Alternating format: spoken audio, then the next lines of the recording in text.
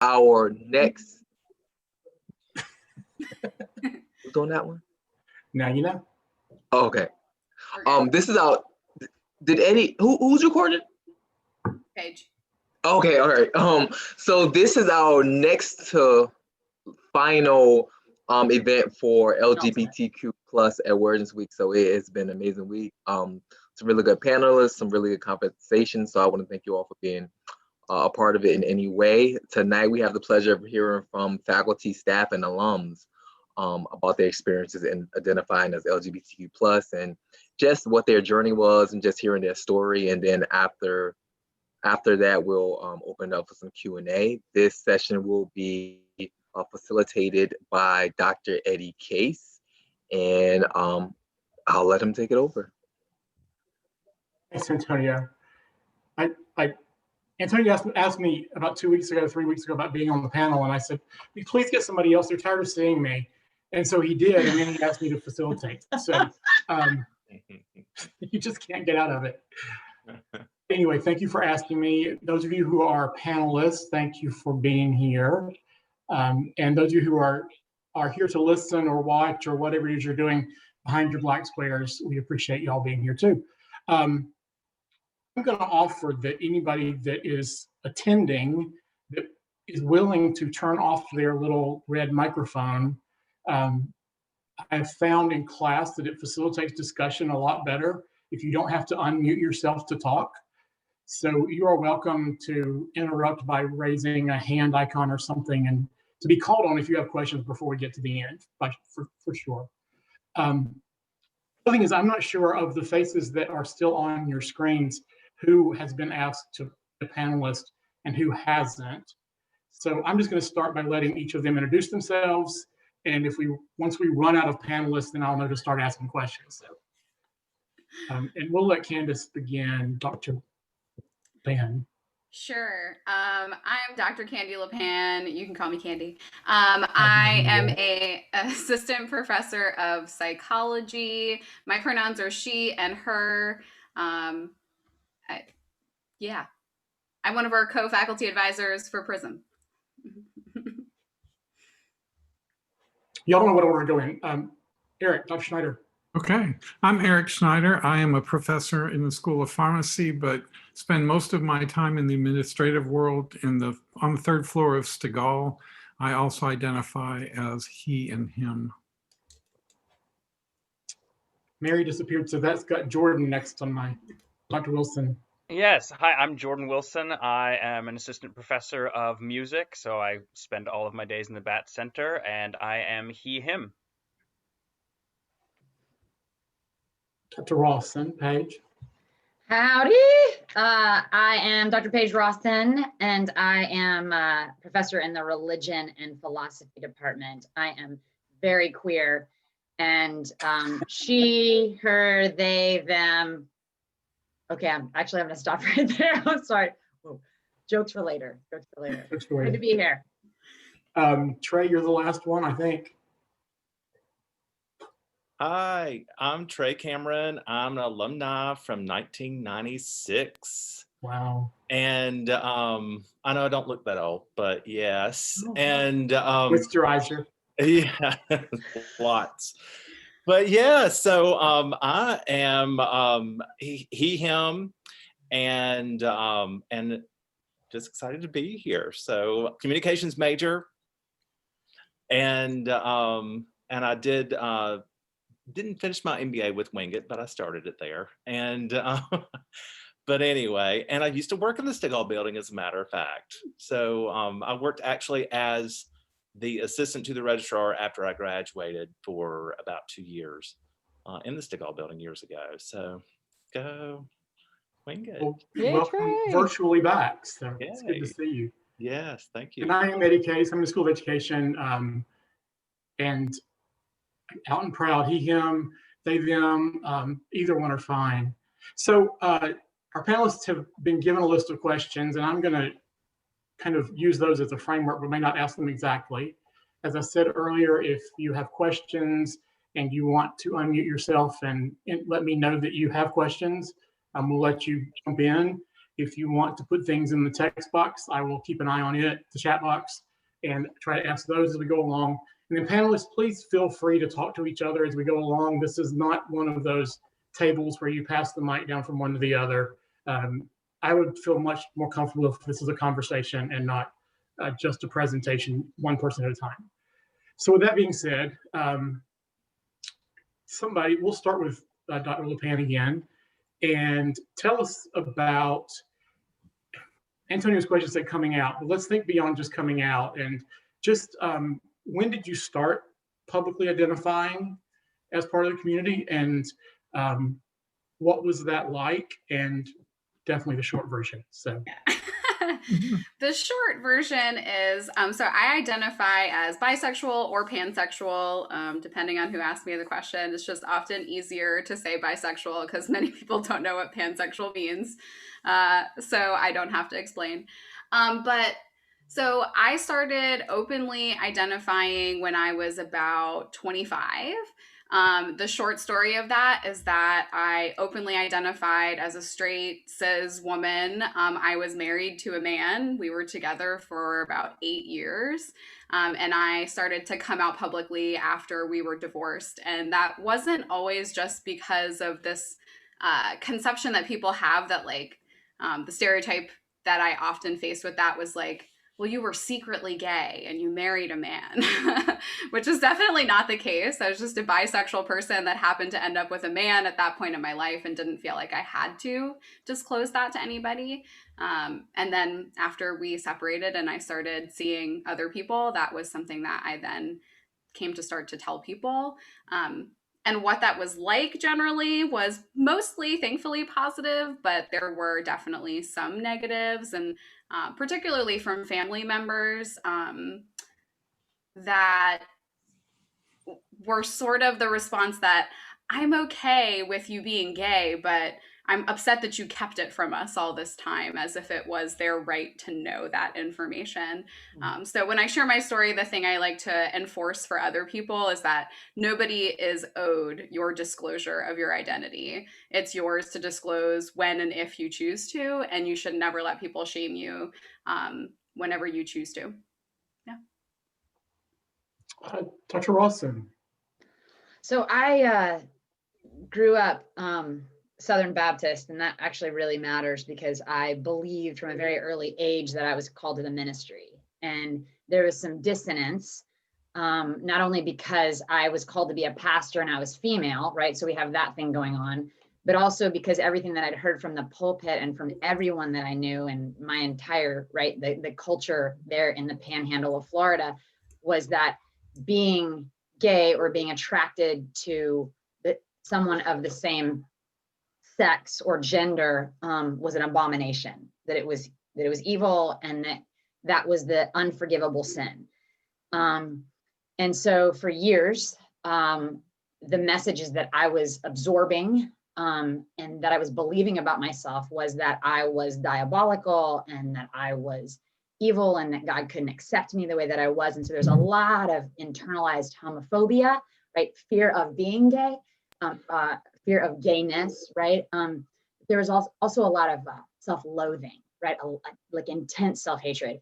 So much so that when I went into the ministry in college, and then I headed into the mission field in Southeast Asia, I went into reparative therapy.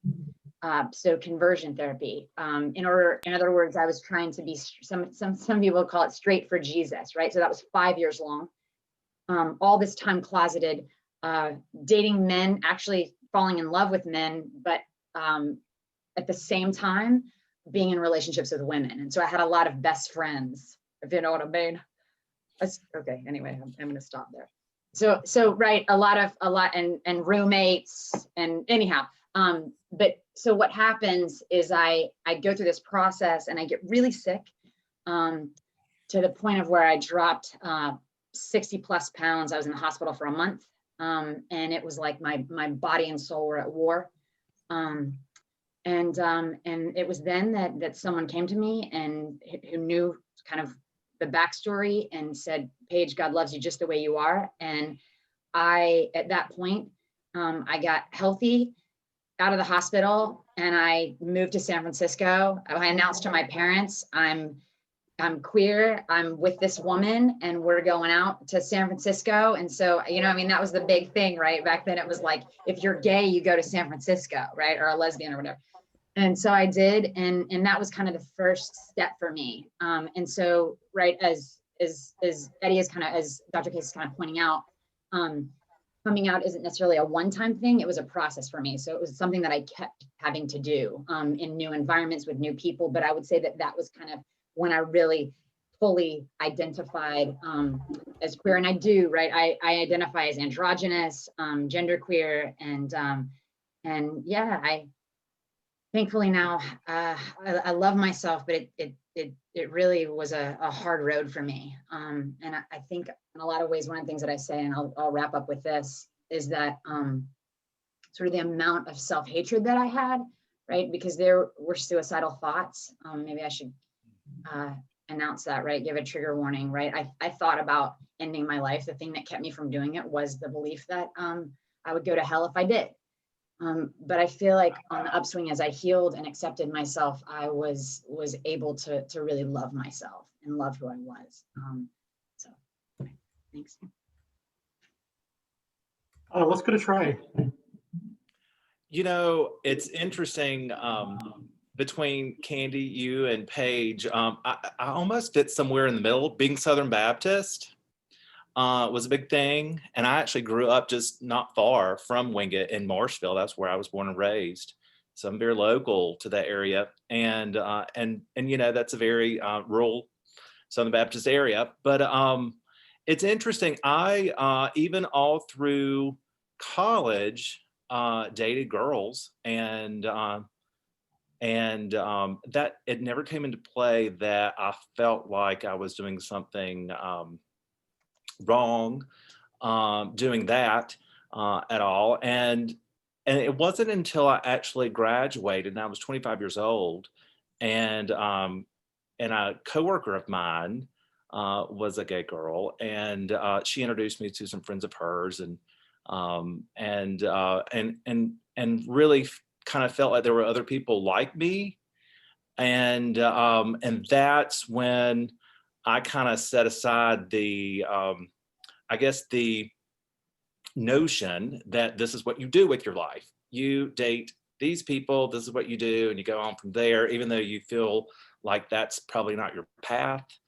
And so at that point, I really just embraced, my authentic self, and took it from there. So, and after that, I never really, I didn't really have a problem coming out because I never really made a big deal of it myself. It was, I never made a community event, or I just kind of processed that myself. And I think my friends, the people that I love and were close with, actually just kind of came with me on that path kind of naturally, just the way I am with my friends and loved ones. And so maybe that's kind of Candy how it kind of worked out for me too.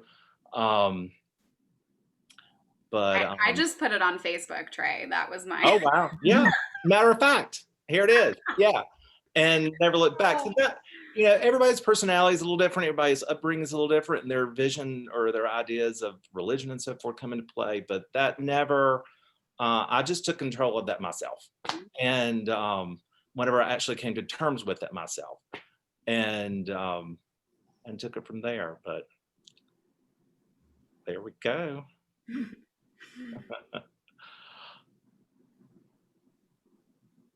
Eddie, you're muted. Lips though, that's always fun. Yes. Well, while he's trying to figure it out, I'll jump in. That's good, because that's who I call him next. Go, Eric. Yeah. I was going to point, but that doesn't help. So. This person. And despite my youthful appearance, I'm like a generation older than all the rest of the panelists. So I grew up in the 70s. I grew up at a time that there was no internet to learn about anything. There were no gay role models. We didn't know anyone who was gay. We didn't have any family members who were out. And honestly, the only people that you could identify in any community as being gay were the very tip of the iceberg, flamboyant, sort of the old stereotype of gay. And from the time I became aware of sexuality, I knew I was gay, but I, had all these messages that it was wrong. Ironically, my dad's a clinical psychologist. There probably wasn't a safer place to come out, even in the 70s and 80s. Wow, yeah. But still, I felt a lot of pressure to be normal. And, it was much later in my life that I realized that most straight people don't even think about sexuality. It's just something that is. You don't argue with it. You don't ask why God has done this to you. You don't ask what's wrong with you. It's just kind of there. And yet every day of my life, I ask those questions. And I did all the things my generation did. I married a woman, knowing full well that I was gay. I had babies. Now I'm really blessed to have 2 grown kids. But there was a lot to untangle to coming out. And much like Paige, I had my suicidal thought moments. And I remember it vividly. I was living in sort of Podunk, South Carolina. I was sitting in a train track thinking, I could just take care of all of this right now. And that's when it hit me that, the internal conflict isn't going away. In fact, I think internal conflict just gets worse until you resolve it. So at that point, I actually started seeing a psychologist. I came to terms with things. My wife and I kind of worked through it. She spent a lot of time feeling like I deceived her. And my message back was, I deceived myself. I tried so hard to not be that person. And, I'm sorry. And she was collateral damage for sure, because I wasn't who she signed up to be with at all. And I guess I'll wrap it up with the question that a lot of people ask me, because I am a gay man with kids. How did they take it? And I remember vividly having the conversation with my kids, who was after we had gone to an event at church. It was a talent show, and the guy I was dating, he did a lot of tap and jazz performing and stuff, and he performed something, and my daughter walked up to him afterwards and she said, "Scott, that was so gay." And I thought, I probably need to have this conversation with them. So I had the conversation, and at the end, my daughter just gave me a big hug, and she said, "I'm just glad you weren't one of those dads that walked away and we never saw again." Oh, wow. Yeah. That's big. That is really moving. Jordan? Well, I felt like growing up, I always knew something was different, and that it somehow revolved around boys versus girls.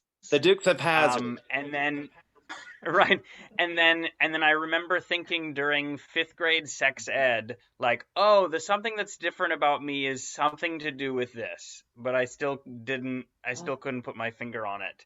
And then I realized when I was 14 that, oh, I'm gay. I realized in a moment that I had a crush on my best friend, and it just like came over me, and the immediate then sense that I had was, oh no. I thought that I was going to do the right thing then and tell my parents.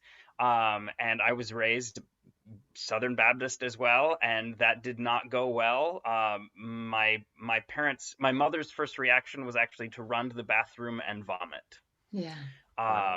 So she threatened to put me through some of those like conversion therapy sorts of things. I did not ever do them because the easiest path at that point for everyone was just to completely stop talking about it. And ignore that it happened. And for 10 years, my mother would maybe raise it once a year in a very like pointed, don't do this sort of way. And in fact, for a long time during undergrad, where I felt safer, I was several states away, and so I was able to be more out there. During that whole time, whenever I would say goodbye to my parents, my mother would hug me in that moment say to me, make good choices, and then would walk away without looking back at me or anything else like that. And it was very clearly like this meaningful phrase that meant don't be gay. The good news is she's come a really long way now, and she absolutely adores my husband. So that's fine now, but it was definitely a very long journey, no doubt. And in fact, I first did not say I was gay. At first, I said I was bi. And this is something that happens sometimes. I think for me at that point, it was easier to think like, oh, well, I'm still open to the idea of dating women because that's what I'm supposed to do, even though that wasn't at all the story for me. Now, of course, some people then in my situation will then you deal with the bi erasure, and they think, oh, well, bi just means that you're really gay and not admitting it. And obviously there are also bi people too, but sometimes people's paths involve. Yeah, exactly. Somebody has a question in our chat. Hi. Yeah, Meredith, go ahead. Yes, hi. So I have recently come out to my parents as bi, and my dad was very supportive. And my mother, on the other hand, kind of, as well as her side of the family, was just like, ew, like, oh, and didn't, like, pushed it to the back burner. And I've tried to bring it up and talk to them about it, especially over Thanksgiving when I saw them, and it was kind of just like, like, you're just crazy because you're just trying to rebel and be someone you're not. And it's just because, I mean, they said that when I got a tattoo and my cartilage pierced. So they're very opposite of me. You were talking about how your mother would only bring it up sometimes. And I just had a question on what I could do, in what ways to bring it up, to have a conversation with them and make them listen to me. Who wants to take that? Oh. Well, feel like I'll say I for have less insight into answering any of these questions because, like I said, my family was relatively supportive, so I've been lucky to not have to go through that. Ours was more like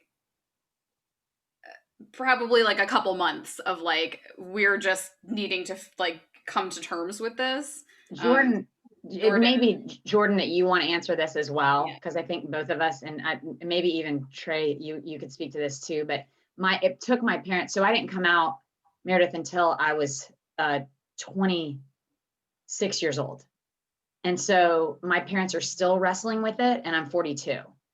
So it's a long game. It really is. I mean, the thing that I wanted so badly was for them to immediately accept me, but I didn't talk to them for a year when I moved to San Francisco.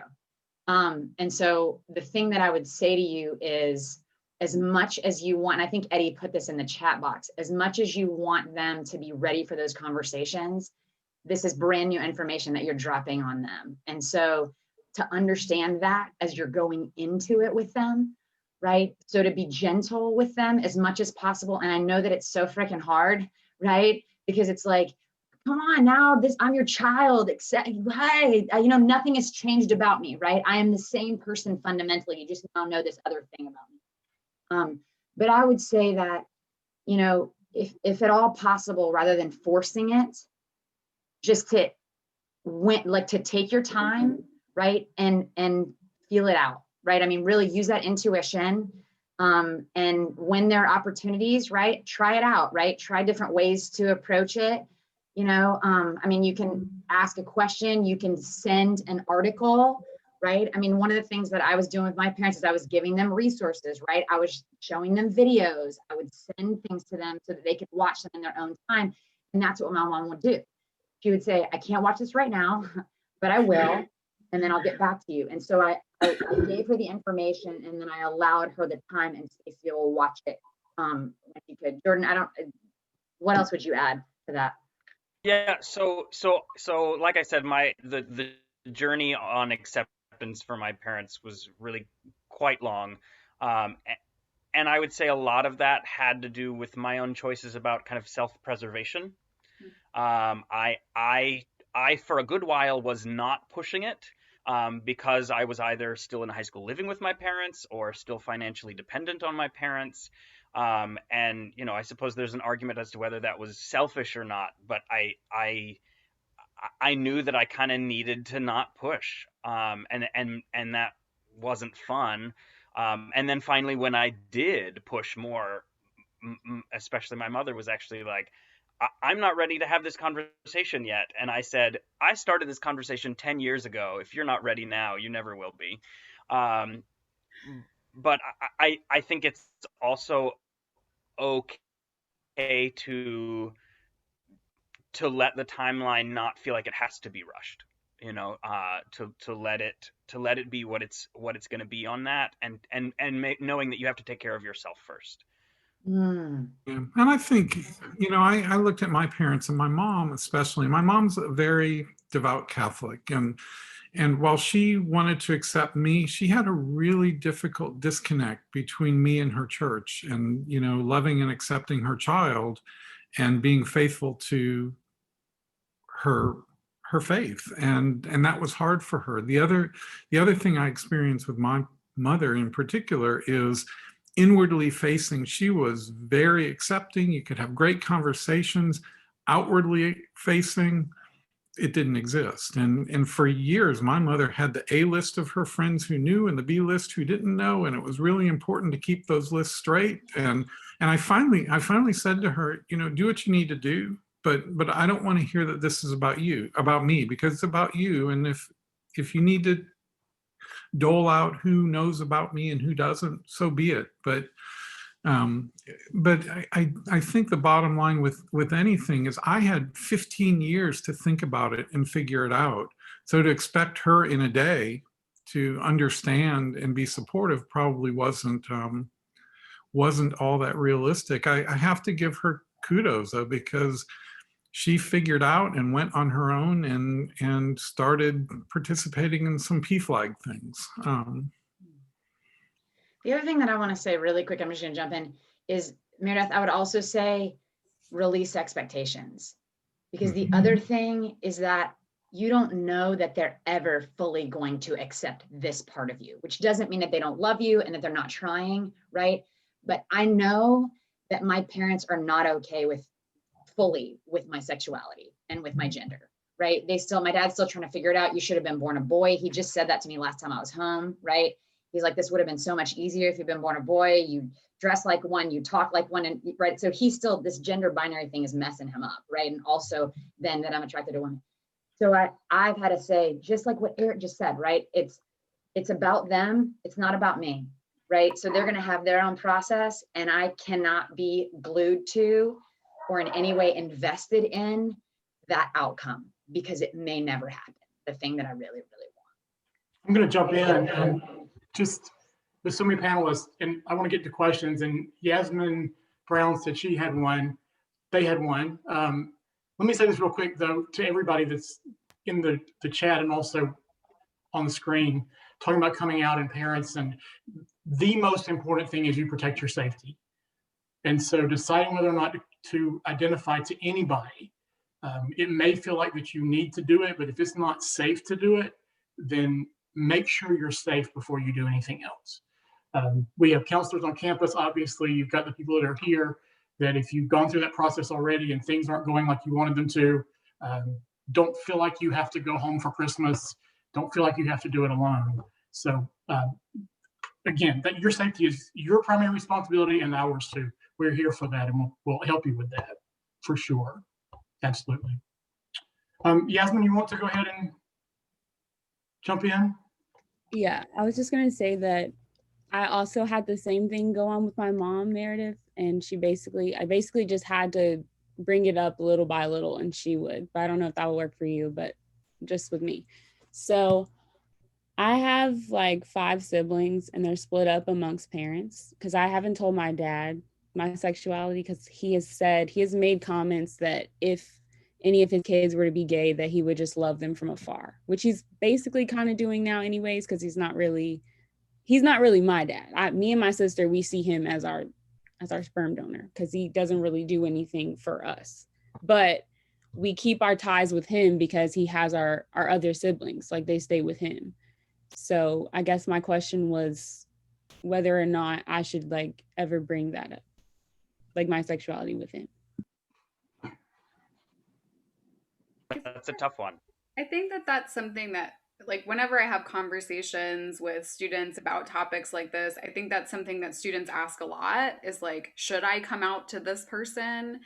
And I never feel like there's an answer to that because it's really such a personal decision for you. And like for me as a person, I number one, think of what Dr. Case said is like, is it like physically safe for me to tell this person? And if like the answer to that is no, then I'm not telling you like anything about that. If I'm in a threatening situation, which I have in the past, I will pretend that I am straight because if I feel physically in danger. Outside of that, for me, it's just your choice of what is mentally well for you, a good decision.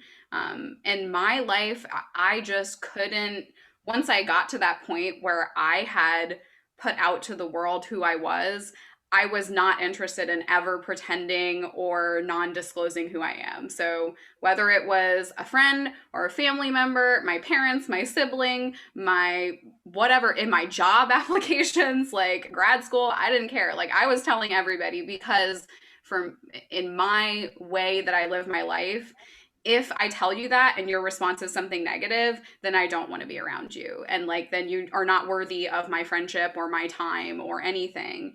But obviously in situations like that, that makes it more difficult because now you have to weigh, if I say this, do I then not get to see my siblings? That's such a personal and difficult decision. And in those cases, like maybe for a certain amount of time, sort of like Jordan was saying, you know, am I dependent on my parents for something where like, maybe I don't disclose this until it's, you know, I'm older and it's at a safer point where I don't have to rely on them to be able to see my siblings or something like that. And that's a really hard personal choice to make.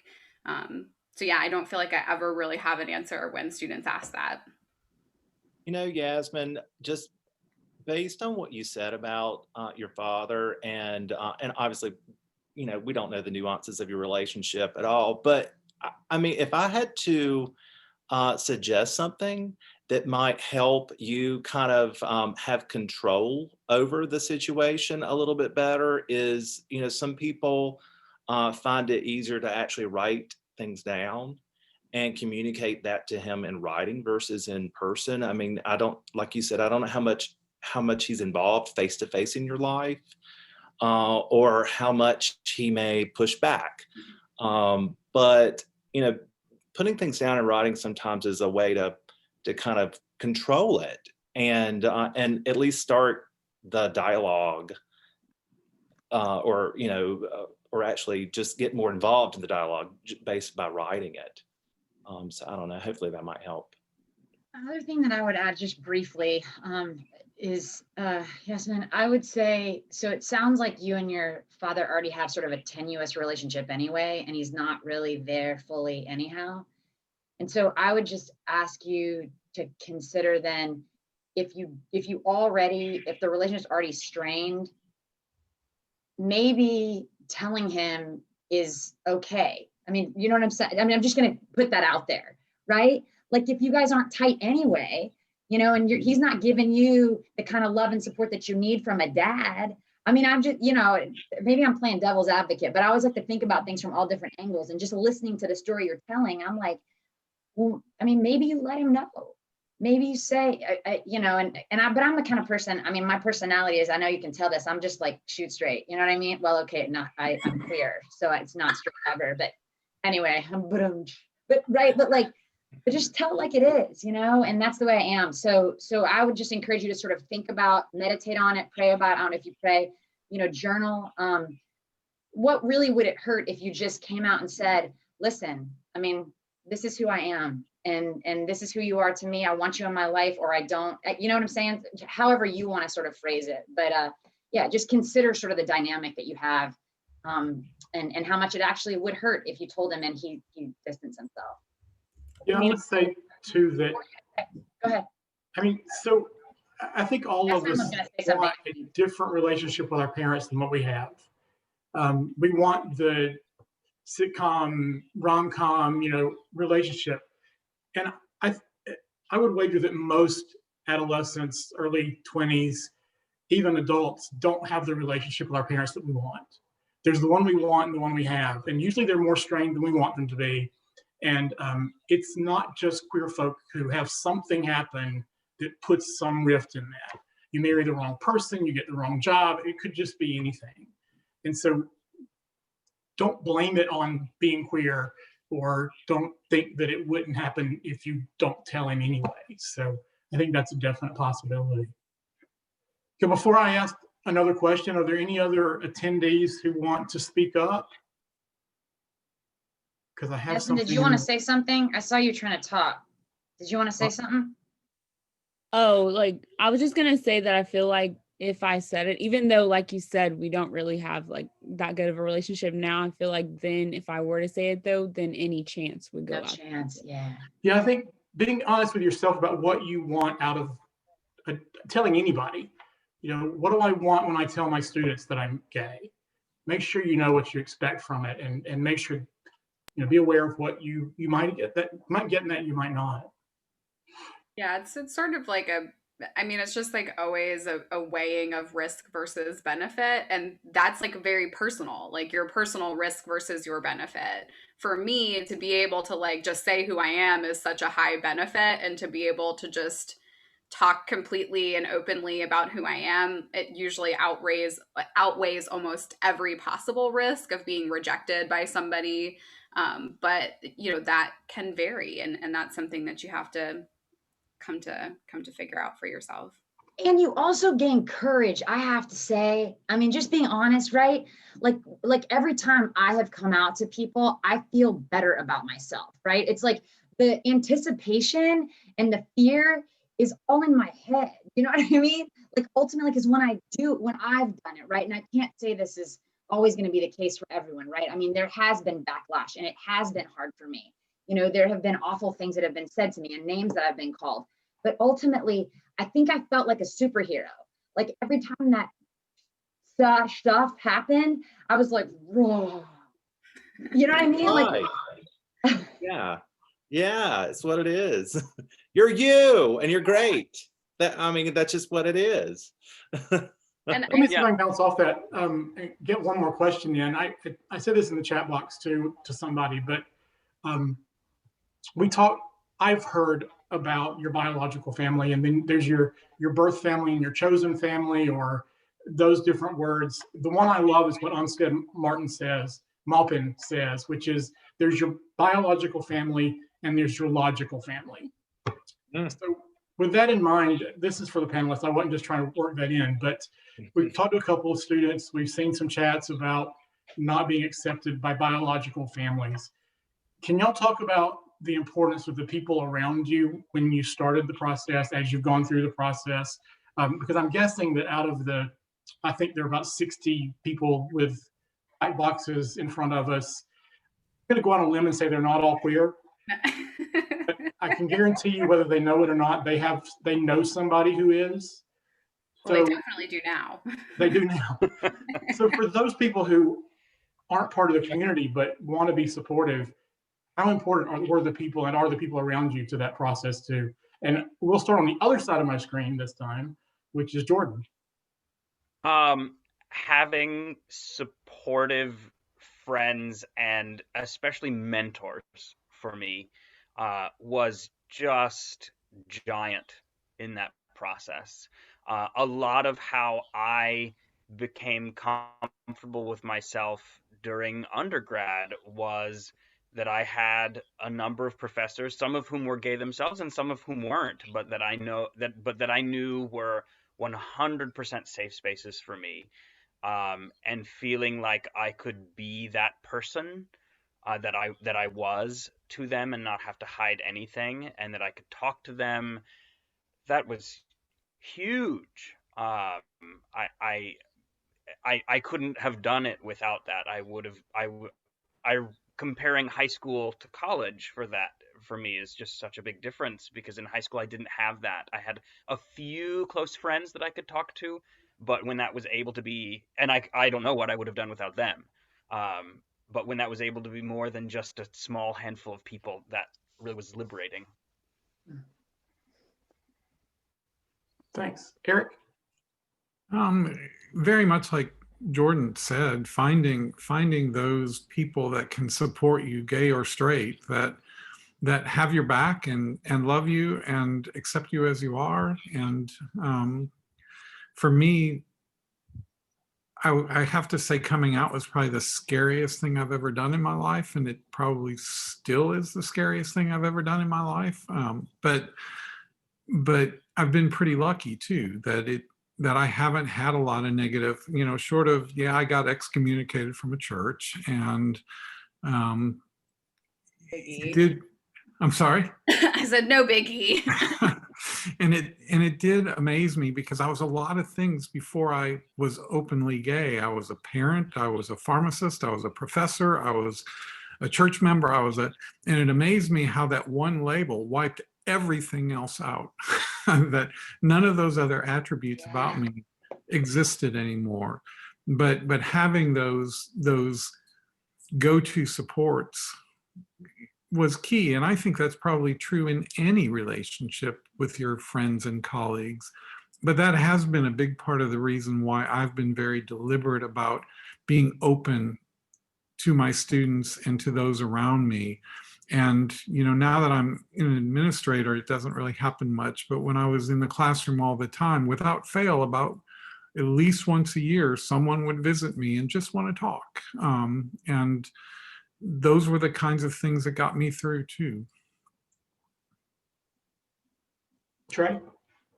One of the most even kind of just wild things that has just happened since I logged in tonight, and seeing Mary Kuhn's face as the first one who I saw on video is laughing at you. Well, Mary, it's interesting. Mary and of course her husband Jim have worked at Wingate for years, and I was a student and had recently graduated, probably about the time we got to know each other. And if nothing else, for the students that are here tonight, I think it's kind of interesting to see someone like me, 20-something years later, seeing someone like Mary working at the school, being there as just, she and her husband are just such wonderful, loving people and supportive of me just as a person back then, are still here and around now. And for every student listening tonight and dialing in, I mean, look at the people here that are on campus and here to support you. And that is, I'm hoping all of y'all will be there in the next 20 years too, all you faculty and staff. But I think that's very telling. I mean, for the students, you start looking around at your age now and figuring out who really builds you up and supports you, and you groom those relationships, and you stick with those people, and you that ends up being your network and your foundation. So now's the time to really kind of acknowledge that in the world around you, I think. Candy? I would echo exactly what everybody else has said, especially for Eric, like what Eric said about like one of the reasons why I am very open about the way that I am, or about who I am, is because I never met a gay woman until after I was like 25 years old. Like never. Well, I mean, I met women who were gay, but they didn't say that they were gay at that point, and I didn't know that they were gay until later.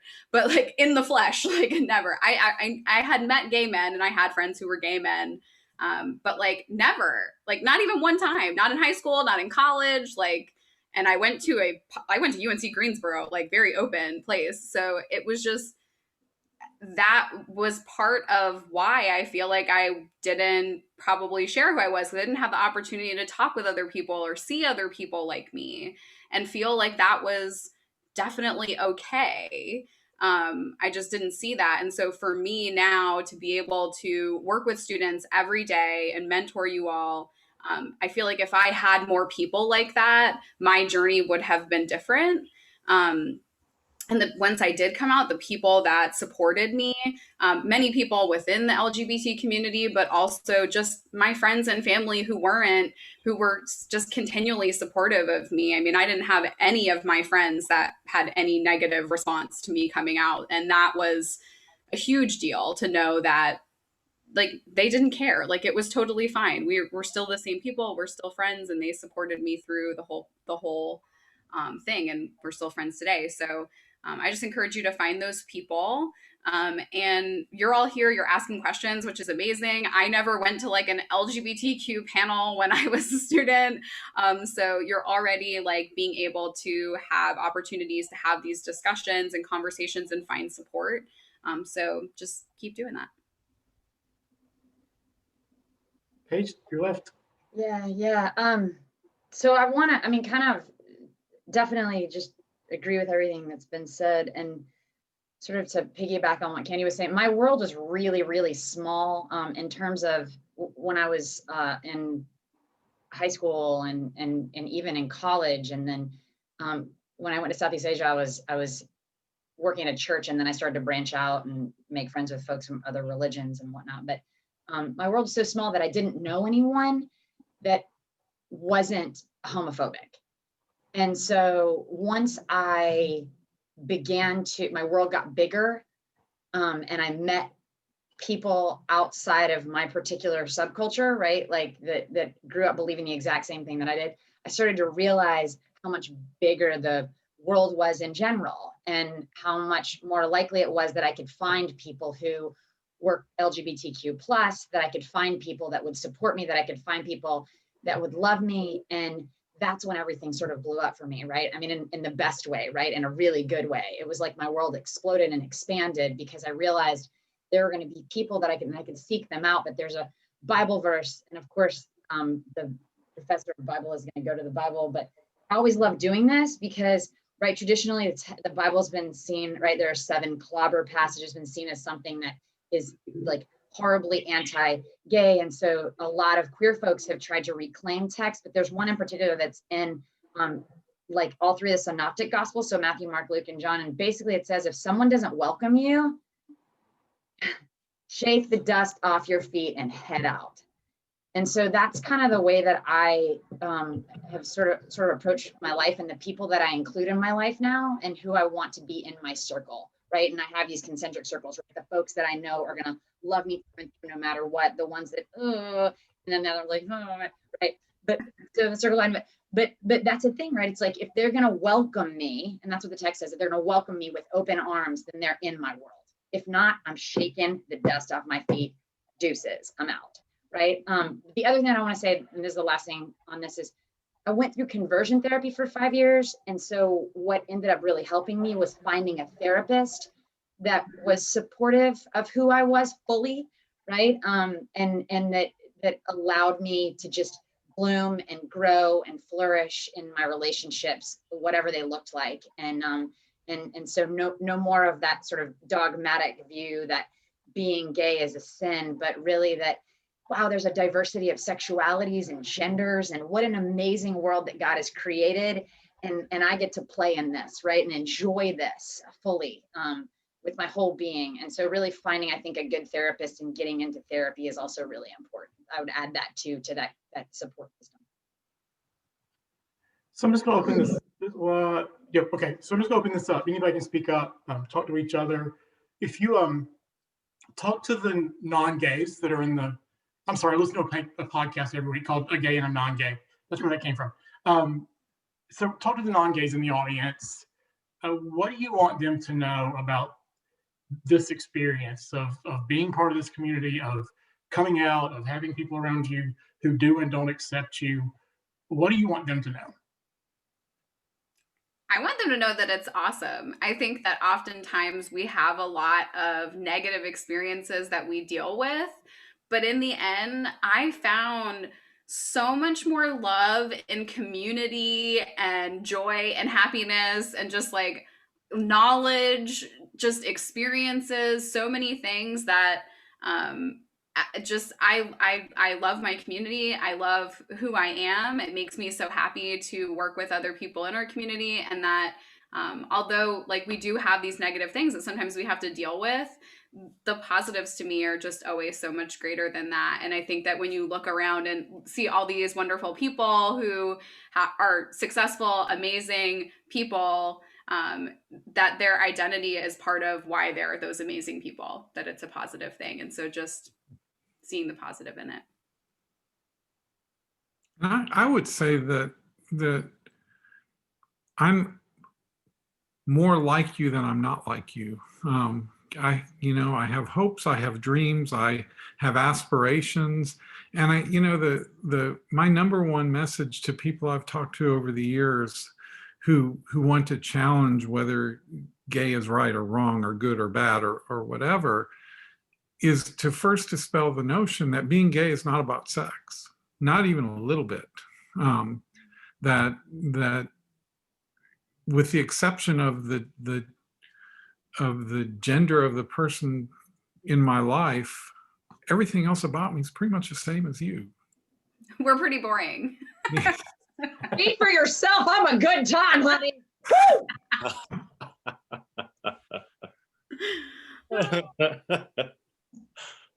I guess something that I'd say, and of course, everyone that has chosen to log on to this lyceum is probably at least relatively supportive, if not already like 100% like in it.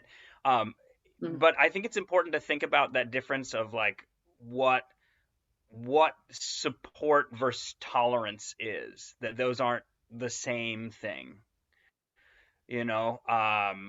Like saying to someone, I'm okay with you existing, versus saying to someone, I love you, are not the same statements. Right.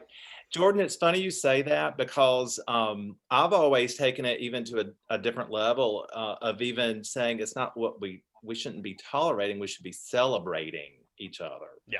And that's kind of the mantra that I've always kind of taken upon myself. And I think luckily, most of the friends and family that I have are kind of on that same wavelength of, it's less of a tolerate, it's let's celebrate who you are, and be proud of who you are, and love who you are. And I think once you do that, that's it just comes at you in multiples.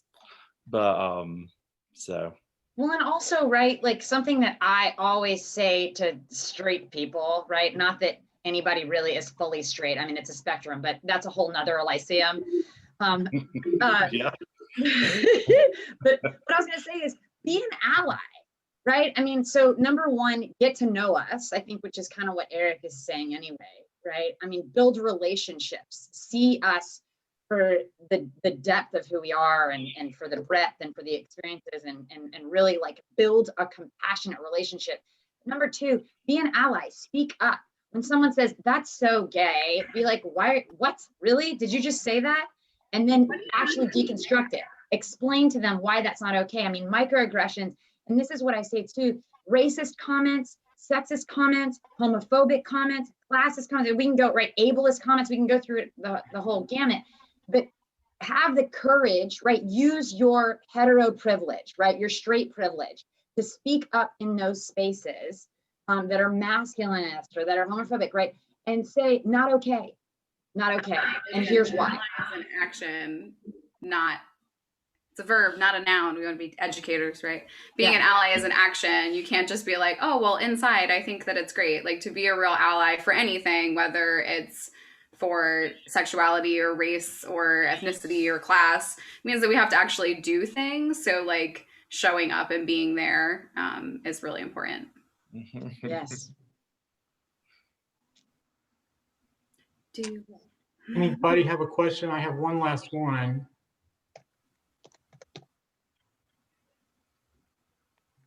So Hannah asked a question earlier about coming out. I just want to acknowledge that, right? One of the things that she was saying is talking about bringing up the fact that her boyfriend is trans to her parents. So does anybody want to address that one? I just noticed that in the chat box. Sorry, I hadn't seen that one. I missed that one too. Yeah. My first thought is I go back to the knowing why you want to come out or share that information. Why is it important? Will it improve the relationship if they know, and is it worth the risk if it doesn't, if it goes badly? That's the question. Those are the two questions I would ask myself and want to know the answer to before I made that decision. And how to do it. If you're thinking about the holidays, an email or a text before you get home. Don't spring it on Christmas morning. Give them time to process and give you time to get the information of what the reaction is going to be before you're stuck there for a week. I don't recommend the Facebook. Very careful about that. Don't recommend the Facebook approach of just posting it as your relationship status. Or their generation doesn't use Facebook anyway, Candy. I know. Okay, whatever. Don't Instagram it or TikTok it or whatever. Not that your parents would have probably seen. Snapchat. Come on, Snapchat too. Don't leave that. Okay, don't snap it. Whatever. I do love the TikTok videos, the coming out videos with my friends. She's not gay or she's not straight or something. And anyway, y'all look it up. I just don't, I don't, it doesn't open up room for conversation. So, I mean, that's usually my recommendation is it's best to have probably as conversation where you can. But isn't it funny how we think about it though, right? It's like, how can I make this more comfortable for them, right? One of the things that my sister, we didn't talk much about family responses because I didn't care. I was like, no, that's exactly what I'm saying. That's exactly what I'm saying, right? Is that it's like, one of the things my sister would always ask me about as she was starting to educate herself, she was like, why do y'all need a pride parade? Sorry, I'm doing my sister's accent. I'll stop now. She's like, why do you need a pride parade? We don't have a straight parade. So, I just went all in on that one. I was like, yes, thanks for asking. Here's why. Here's my how many years of oppression and right. But that's the thing is it's like, right, thinking about it in those terms too, right? We want to be able to build these relationships and be understanding with the folks that we're coming out to. And also there's this impetus in us to be like, you know what? We're here, we're queer, get over it, right? So it's like sort of holding both anyway.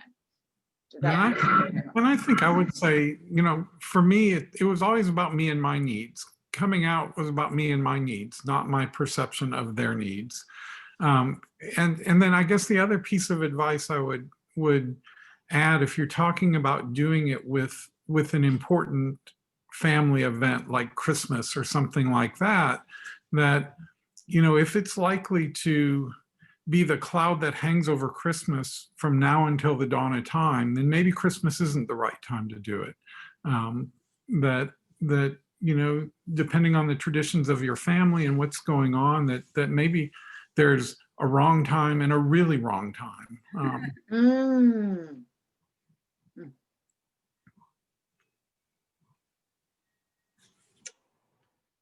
So I would like to offer to let students either speak up, attendees speak up or put this in the chat, but for our panelists, when you think of, and I'm going to use the word queer, that's for the umbrella term, but when you think of Wingate and you think queer, what do you think? And let's keep it to a sentence page, and we'll finish up with this one. Guilty. Trey, what do you think when you think of that? I'll let you start. Well, it's so interesting because I was on campus so long ago, and a lot of things have changed since then. And like this, my goodness, I cannot imagine 20 years ago. Oh my God, this would have been just phenomenal back then. But what I will say back then, I think it was an undercurrent of love on the campus in general, at least what I experienced. And I think that is, that's where it all comes from. And that's where, you know, we all kind of have to leave it with each other. And with today and what you guys are doing here on campus this day and age, and all the support and wonderful things that y'all are doing there, I think the students have such a great resource and so much more opportunity to express themselves and be themselves and learn and experience in ways that we weren't. And so I'm just excited to be a part of this and to be able to sit here and just watch it all kind of happen and have 50-something people log in and look at this and learn from each other and bounce ideas off each other is just a wonderful thing to behold as someone that graduated so long ago. And and I didn't have this kind of thing. But anyway, there you go. Thanks, Trey. Eric? You know, it's funny. I don't have any strong feeling other than acceptance. And you know, if I can poll my fellow panelists, when you were looking at joining the Wingate faculty, how many asked the question, is this a safe place to be gay? Because I certainly did before I interviewed. And I got a resounding yes, and it's been true.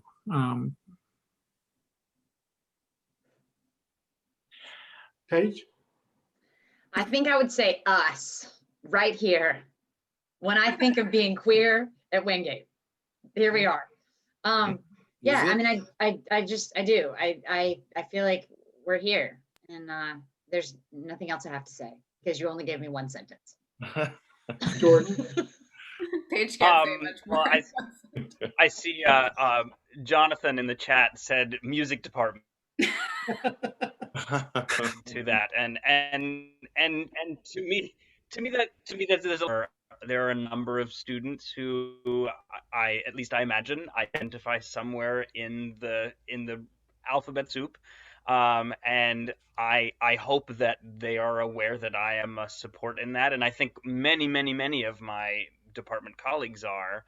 As Eric alluded to, certainly when I came for my interview, I asked both my department chair and the vice provost that I met with, point blank, you know, I said, I am a married gay man. What does that mean for me on campus? You know, would my husband be welcome at events?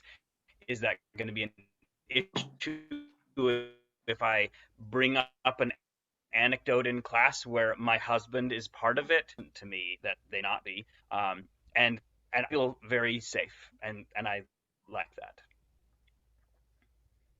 Candy? So I don't disagree with anything that anybody said. I do feel very accepted at Wingate.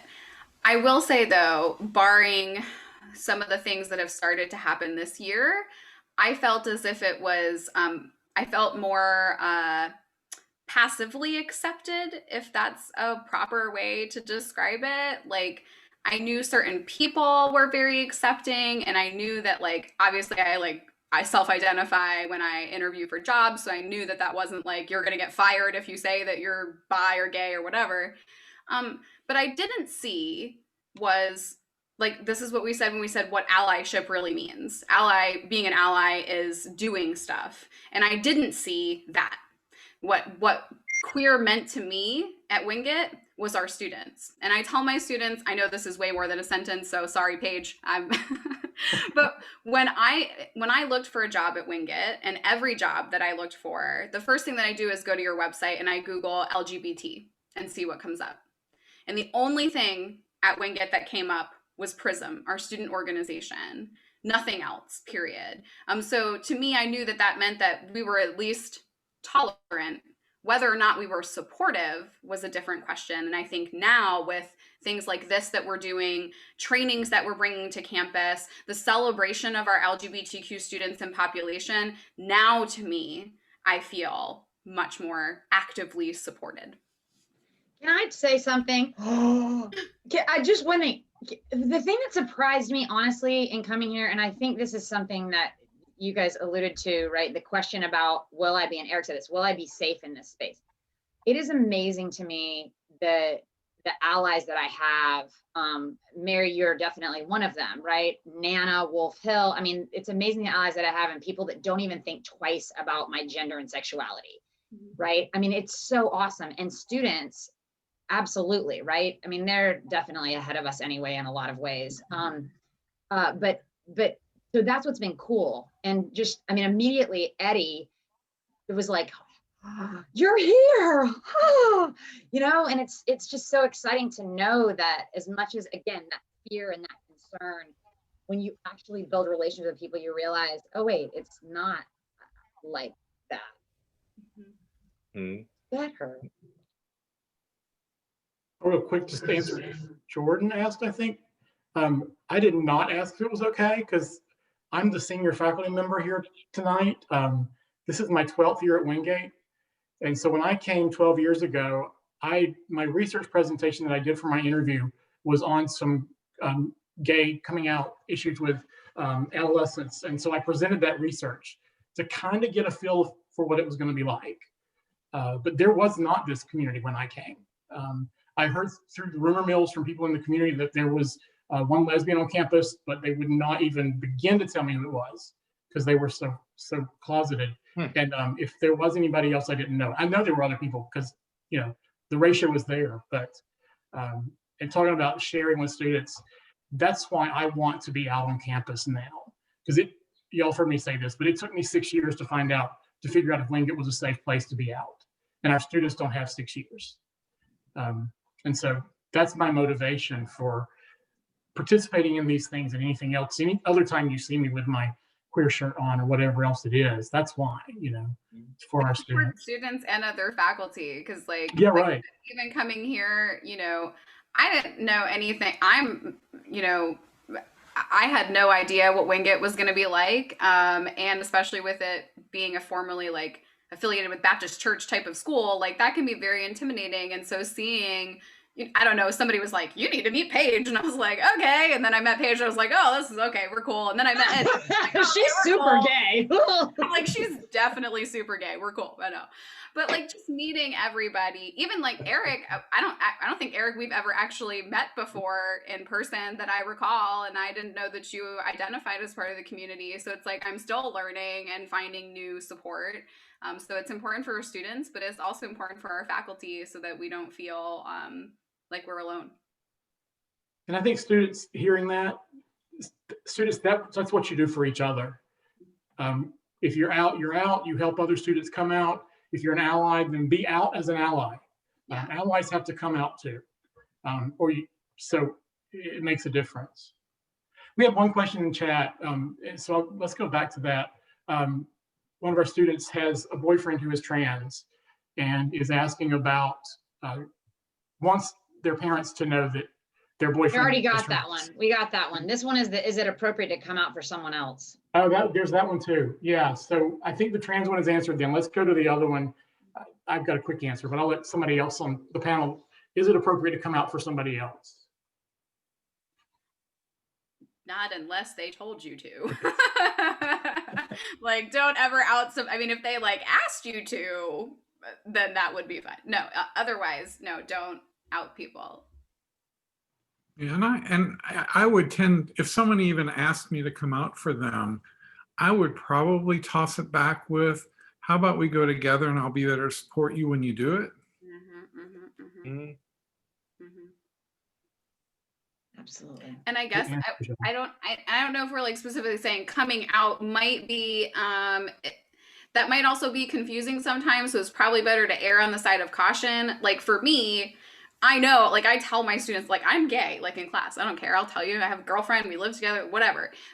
So if my students then go off and tell somebody else that I'm gay, like that doesn't matter to me, I don't care. But like that can be much more complicated. If one person has come out to you, it might not be clear if they are out for everyone, and that's like information publicly, yeah, that you can go share. So it's best to probably err on the side of caution and not. It is always the queer person's right to decide who knows and who doesn't. By being openly out, I've decided that it's okay for everybody to know.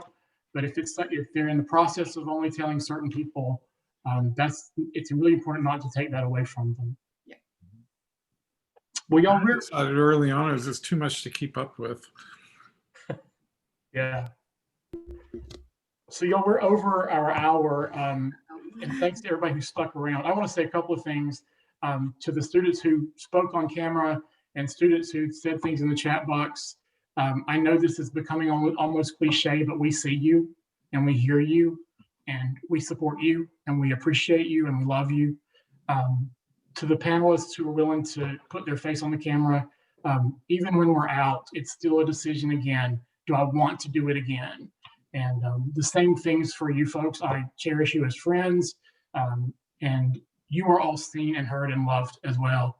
And I've come closer to crying tonight than I have probably since the pandemic started, with the things that I've been seeing in the chat box and students stepping forward and speaking up and supporting each other. And this is what Wingate is all about. And this is what we need to make it about, right? If we're not a community and a family and we don't do these things for each other, then we're missing the boat.